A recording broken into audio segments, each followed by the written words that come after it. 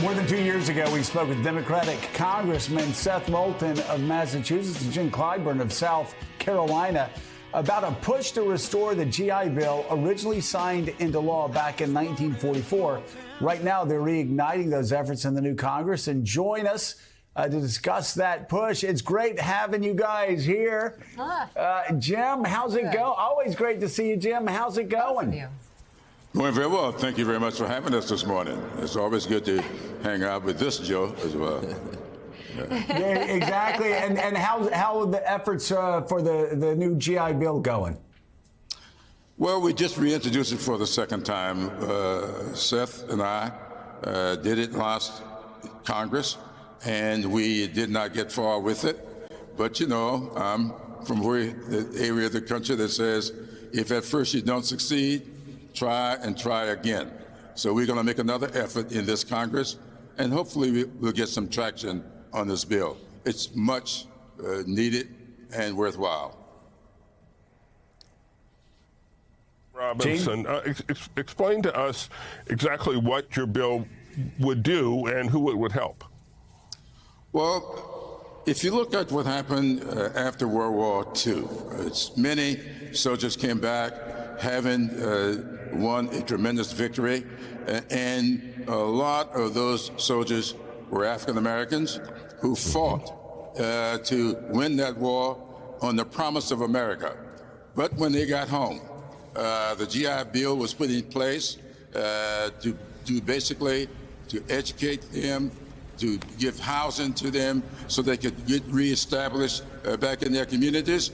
But the black soldiers did not get the benefit of it. In New York and New Jersey's suburbs, only 1% of those loans went to African Americans. When you get to just the GI Bill alone in 1947, out of 3,000, only 2, not 2%, 2 went to African Americans. And so you can't pass on the wealth if you don't get the benefits of it. So those soldiers who got the GI Bill, purchased homes, passed on that equity to their children and grandchildren, black soldiers did not get it. And so what we're doing with this legislation is asking for us to visit this issue, take a hard look at what soldiers did not get it, and look at what we can do for their surviving spouses, children, and other relatives. Congressman Moulton, I grew up on a street that is right at the edge of your congressional district. And on my street, when I was growing up, nearly half of the families were recipients and beneficiaries of the GI Bill from World War II. So my question to you, and with Congressman Clyburn there as well, my question to both of you, but start with you, Congressman Moulton, what can we do to publicize, to make known more widely the fact of those benefits of the GI Bill that can be accrued now to people who have been fighting our wars for nearly 20 straight years? Well, it's a great question, because as a Marine veteran myself, someone who would not be here in Congress without the benefits of the GI Bill, and I can say that confidently, I had no idea that this had occurred, that so many black veterans who fought right alongside white soldiers and Marines in World War II were simply denied these benefits that they had earned when they came home. And the two ways to gain wealth in America that everybody knows are getting an education, going to college, and having a home. Those were denied to so many black veterans. But it was actually a Marine in my office who heard about this, brought it to my attention, and that's why I wrote this bill. And when I looked for the first co-sponsor, I looked to the moral leader of our caucus and our Congress, Jim Clyburn, so we can get it across the finish line. We're not doing this because it's politically easy. We're doing it because it's the right thing to do. Then, Congressman Clyburn, what do you have to say about making this more widely known? Well, I think that we have to keep these kinds of efforts going, and we have to put a face on it. Sergeant Maddox, who did not get educational benefits up at Harvard because they did not want to set a precedent. Sergeant Woodard down in South Carolina, who had his eyes punched out by a deputy sheriff and was blinded for the rest of his life.